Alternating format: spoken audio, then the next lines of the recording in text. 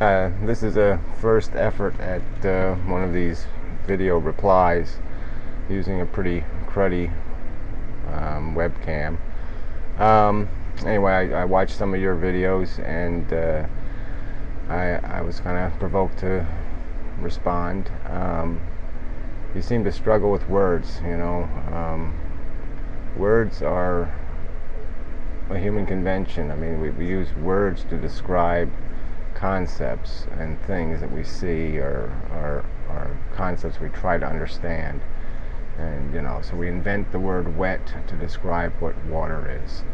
And so you know, we have these words, philosophy, or altruism, or whatever, and they're just imperfect. It's like it's a label, and it's like most of our labels. It just doesn't do the job. And so there's really I don't see any point in wasting time trying to figure out what makes somebody an official philosopher. Obviously, in my opinion, there is only one truth, and so the only real philosopher is the guy who's got that right answer. You know, finding the right answers. That's the science of philosophy. You know, but in our culture, I guess I would say a philosopher is anybody who writes well. Sometimes is a philosopher because they gain popularity, or they write sympathetically to popular sensibilities. I mean, great musicians are, you know, people who write music that people like.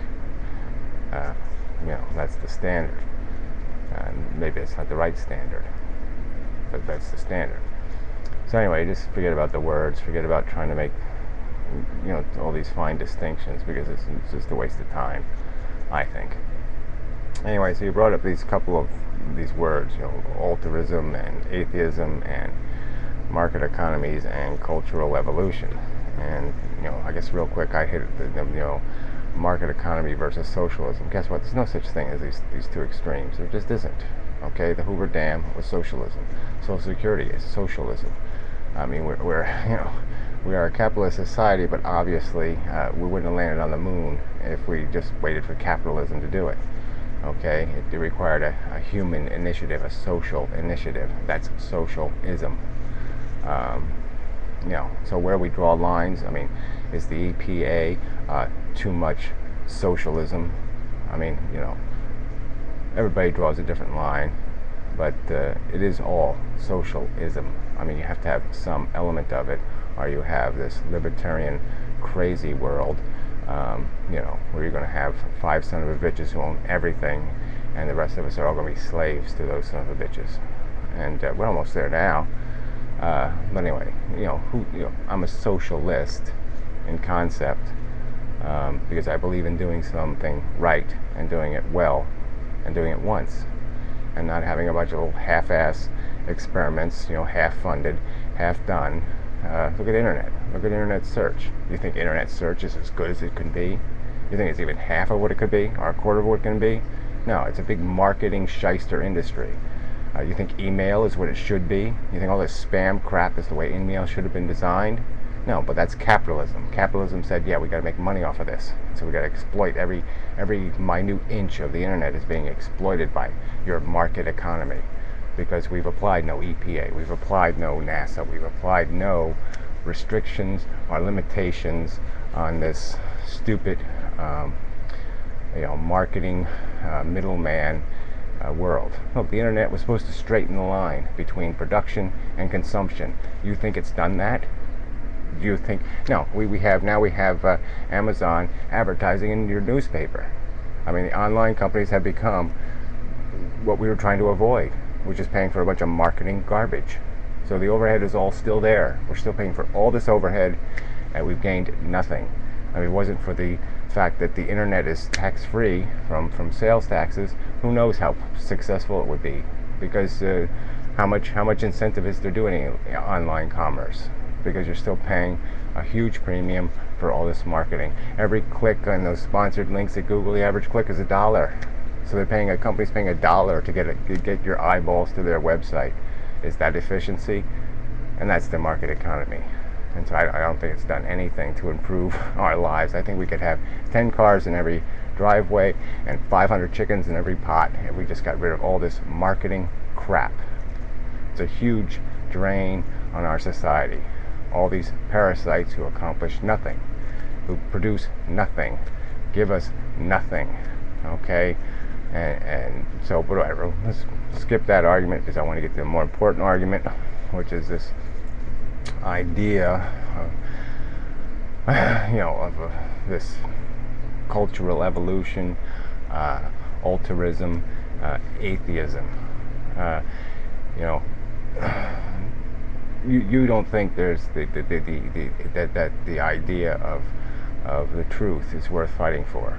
You say you're an atheist, but you don't care if everybody else just believes whatever they believe, or everybody should just, we'll just all make up our own versions, and it really isn't consequential. It's not worth fighting for. It's not worth arguing about the truth. The truth just isn't that significant. Well, it's hugely significant, because if you're an atheist, you have more responsibilities on this planet. You're not, it's not a moral issue. That's dogma. It's an ethical issue. Okay, because if you're an atheist, you got to realize that you are God. You may be the most intelligent thing in the universe, and so with that intelligence comes a responsibility, because you can know, and you can know what right and wrong is, and you can know what's broken, and you can have the knowledge to fix it, and then you have the choice to do nothing or to do something. And you also have to recognize that, as an atheist, your impact, your life is what it is. It's not some special place you go to where you spend eternity. No, this is your life, and you got to take responsibility for it. And in the end, you've got to produce more than you consume. And when your life is over, if you're going to live a good life, the definition isn't happiness. The definition is, well, did you leave this planet better off than when you got here? Was your, what is the sum total of your existence? How much pain did you cause, and how much pain did you prevent? That equation, there's an equation in there that's going to quantify, the value of your life, and so that's something you've got to take responsibility for as an atheist. It's a high, and I think it's a higher standard. Christians got it easy. All they do is follow these 10 simple little commandments. Thou shalt not kill. Oh, yeah, big deal. We can't figure that one out. Thou shalt not screw over your neighbor. It doesn't make any sense either. You could just take this stupid golden rule. The idea that you do unto others as you have others do unto you. It's a simple logical concept. Obviously, if you understand that other people feel and think just like you do, and that they're basically equal, that it doesn't really matter who's doing the suffering. It doesn't matter whether it's you or whether it's them. And so you have to give up some of your selfishness in life, and so then you become altruistic in the sense that you realize that the game, in the universal sense, isn't about you. It's about all of the grains of sand. It's, suffering exists whether you personally experience it or not. And so we all have to take responsibility for that. We all have to take responsibility for the price that's been paid for this whole thing called life. 4 or 5 billion years of conscious beings, different levels of consciousness, of course, but conscious beings consuming each other. And so that's what's the truth, right? So let's argue the truth. And the truth is, if you're going to be an atheist, you got to take responsibility for that. And part of the responsibility is you realize that, nature's made up of crude, ignorant forces. There's no happily ever after, or deliberate or intended or created positive or productive scenario here. Realistically, if you're going to look at it objectively, strip yourself of your personal sensibilities, the fact that you find